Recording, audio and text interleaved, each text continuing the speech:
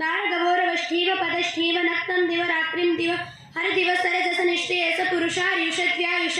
त्यायुषर्ग्यचुष जातोक्ष मोक्ष वृद्धोक्ष पश्न गोष्ठ स्वाहा वकारेण भूय छण कठ जिल से निर्ढकणय पक्षीय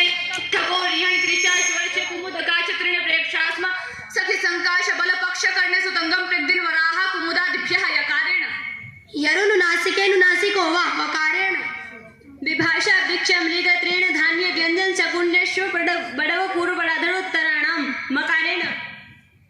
मुंड मृष लक्षण लवण व्रत वस्त्र हल कल कृत तुस्तेभ्यो निचकारेण चिरमुपमानं मकारेण मंत्रेष्वज्ञादेरात्मनः नकारेण नाव्यय दिक्शब्द गोमहत स्थूल मुष्टि पृथु वत्स्यभ्यः यकारेण यस्कादिभ्यो गोत्रे रेफेण त्रोरश्चलः लकारेण लह परस्मै पदं मकारेण महान गृह्य परण्ड दृष्टि स्वास जवाल भार भारत हैली हिल रोरो प्रवृदिषु मूर्धन्य शकारेण षष्ठ्याः पति पुत्र पृष्ठ पार पदपय स्पोषेषु मूर्धन्य शकारेण षष्ठी ठकारेण